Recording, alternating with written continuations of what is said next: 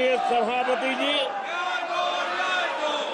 हम उस सिद्धांतों को समर्पित है जिसमें भारत के संविधान के स्पिरिट के अनुसार सर्वपंथ संभाव उस विचार को सर्वोपरि रखते हुए हमने देश की सेवा करने का प्रयास किया। आदरणीय सभापति जी, इस देश ने लंबे अरसे तक तुष्टीकरण की राजनीति भी देखी। इस देश ने लंबे अरसे तक तुष्टीकरण का गवर्नेंस का मॉडल भी देखा। देश ने पहली बार सेक्युलरिज्म का एक पूरा हमने जो प्रयास किया और वो हमने तुष्टीकरण नहीं, संतुष्टीकरण और संतुष्टीकरण के विचार को लेकर के हम चले हैं। और जब हम संतुष्टीकरण की बात करते हैं तो इसका मतलब है कि हर योजना का सैचुरेशन गवर्नेंस की आखिरी व्यक्ति तक पहुंचने की हमारी जो संकल्पना है, इसको परिपूर्ण करना। और जब हम सैचुरेशन के सिद्धांत को लेकर चलते हैं तब सैचुरेशन सच्चे अर्थ में सामाजिक न्याय होता है। सैचुरेशन सच्चे अर्थ में सेक्युलरिज्म होता है और उसी को देश की जनता ने हमें तीसरी बार बिठा करके मोहर लगा दी है। आदरणीय सभापति जी, अपीजमेंट ने इस देश को तबाह करके रखा है और इसलिए हमने justice to all, appeasement to none, इस सिद्धांत को लेकर के हम चले। आदरणीय सभापति जी, 10 साल के हमारे कार्य को देखने परखने के बाद भारत की जनता ने हमारा समर्थन किया है। आदरणीय सभापति जी, हमें फिर एक बार 140 करोड़ देशवासियों की सेवा करने का मौका मिला है। आदरणीय सभापति जी, इस चुनाव ने इस बात को सिद्ध किया है कि भारत की जनता कितनी परिपक्व है। भारत की जनता कितने विवेकपूर्ण रूप से और कितने उच्च आदर्शों को लेकर के अपने विवेक का सद्बुद्धि से उपयोग करती है और उसी का नतीजा है कि आज तीसरी बार हम आपके सामने, देश की जनता के सामने नम्रतापूर्वक सेवा करने के लिए उपस्थित हुए हैं। आदरणीय सभापति जी, देश की जनता ने हमारी नीतियों को देखा है, हमारी नीयत, हमारी निष्ठा, उस पर देश की जनता ने भरोसा किया है। आदरणीय सभापति जी, इस चुनाव में हम जनता के बीच एक बड़े संकल्प के साथ देश की जनता के पास आशीर्वाद मांगने के लिए गए थे और हमने आशीर्वाद मांगा था विकसित भारत के हमारे संकल्प के लिए। हमने विकसित भारत के निर्माण के लिए एक प्रतिबद्धता के साथ, एक शुभ निष्ठा के साथ जन सामान्य का कल्याण करने के इरादे से हम गए थे। जनता ने विकसित भारत के संकल्प को 4 चांद लगा करके हमें फिर से एक बार विजयी बना करके देश की जनता की सेवा करने का मौका दिया है। आदरणीय सभापति जी, जब देश विकसित होता है तब कोटि कोटि जनों के सपने पूरे होते हैं। देश जब विकसित होता है तब कोटि कोटि जनों के संकल्प सिद्ध होते हैं। आदरणीय सभापति जी, जब देश विकसित होता है तब आने वाली पीढ़ियों के लिए भी एक मजबूत नींव उनके सपनों को पूरा करने के लिए तैयार हो जाती है। आदरणीय सभापति जी, विकसित भारत का सीधा सीधा लाभ हमारे देश के नागरिकों की गरिमा, हमारे देश के नागरिकों के क्वालिटी ऑफ लाइफ में सुधार, ये स्वाभाविक हमें विकसित भारत होने से देश के कोटि कोटि जनों के भाग्य में आता है।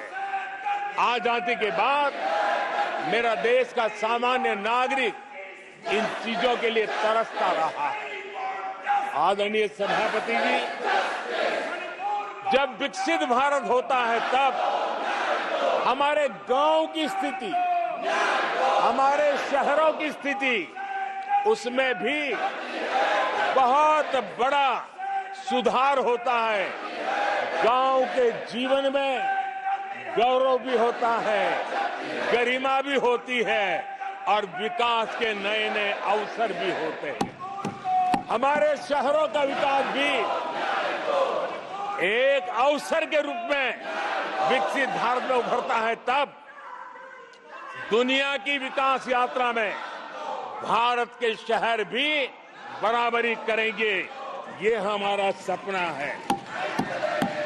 आदरणीय सभापति जी, विकसित भारत का मतलब होता है कोटि कोटि नागरिकों को कोटि कोटि अवसर उपलब्ध होते हैं, अनेक अनेक अवसर उपलब्ध होते हैं और वो अपने कौशल्य, अपनी क्षमता और संसाधनों के अनुसार विकास की नई सीमाओं को प्राप्त कर सकता है। आदरणीय सभापति जी,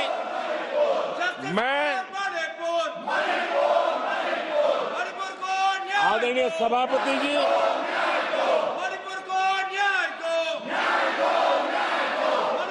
आदरणीय सभापति जी, मैं आज आपके माध्यम से देशवासियों को विश्वास दिलाता हूं,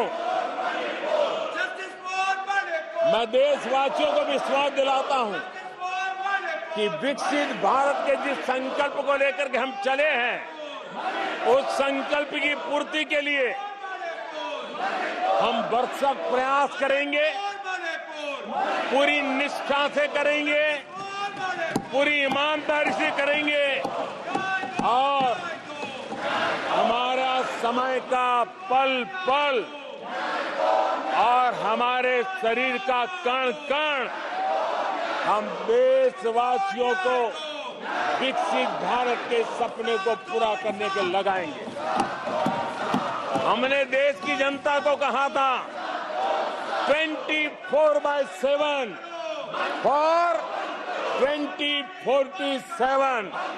आज मैं इस सदन में ही दोहराता हूं कि हम उस काम को अवश्य पूरा करेंगे। आदरणीय सभापति जी, 2014 के उन दिनों को याद कीजिए। उन 2014 के उन दिनों को याद करेंगे तो हमारे ध्यान में आएगा कि हमारे देश के लोगों ने उनका आत्मविश्वास खो चुका था। देश निराशा की गर्त में डूब चुका था। ऐसे समय 2014 के पहले देश ने जो सबसे बड़ा नुकसान भुगता था, जो सबसे बड़ी अमानत खोई थी, वो था देशवासियों का आत्मविश्वास। और जब विश्वास और आत्मविश्वास खो जाता है, तब उस व्यक्ति को, उस समाज को, देश को खड़ा होना मुश्किल हो जाता है।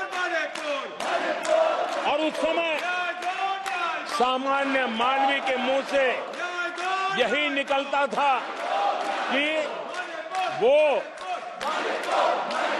इस देश का कुछ हो नहीं सकता। उस समय हर जगह पे ये 7 शब्द सुनाई देते थे, इस देश का कुछ नहीं हो सकता। यही शब्द 2014 के पहले सुनाई देते थे। भारतीयों की हताशा के इन 7 शब्द एक प्रकार से पहचान बन गए थे। उस समय आए दिन अखबार खोलते थे तो घोटालों की खबरें ही पढ़ने को मिलती थी और सैकड़ों करोड़ के घोटाले, रोज नए घोटाले, घोटालों से स्पर्धा, ये घोटालेबाज लोगों के घोटाले, इसी का एक कालखंड था।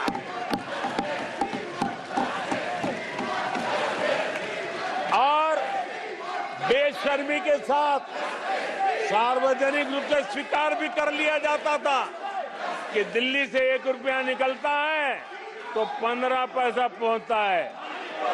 1 रुपये में 85 पैसे का घोटाला। इस घोटालों की दुनिया ने देश को निराशा की गर्त में डुबो दिया था। पॉलिसी पैरालिसिस था, फ्रेजाइल 5 में पहुंच चुके थे। भाई भतीजावाद इतना फैला हुआ था कि जिसके लिए सामान्य नौजवान तो आशा छोड़ चुका था कि अगर कोई सिफारिश करने वाला नहीं है तो जिंदगी अटक जाएगी। ये स्थिति पैदा हुई थी। गरीब को घर लेना हो, हजारों रुपए की रिश्वत देनी पड़ती थी। आदरणीय सभापति जी, अरे गैस के कनेक्शन के लिए मेंबर पार्लियामेंट के यहाँ, सांसदों के यहाँ अच्छों को चक्कर काटने पड़ते थे और वो भी बिना कट के लिए गैस के कनेक्शन नहीं मिलते थे। आदरणीय सभापति जी, मुफ्त राशन भी पता नहीं कब बाजार में दुकान पर बोर्ड लटक जाए, हक का राशन नहीं मिलता था, उसके लिए भी रिश्वत देनी पड़ती थी। और हमारे ज्यादातर भारतीय भाई बहन इतने निराश हो चुके थे कि वो अपने भाग्य को दोष दे करके, अपने नसीब को दोष दे करके जिंदगी काटने के लिए मजबूर हो जाते थे।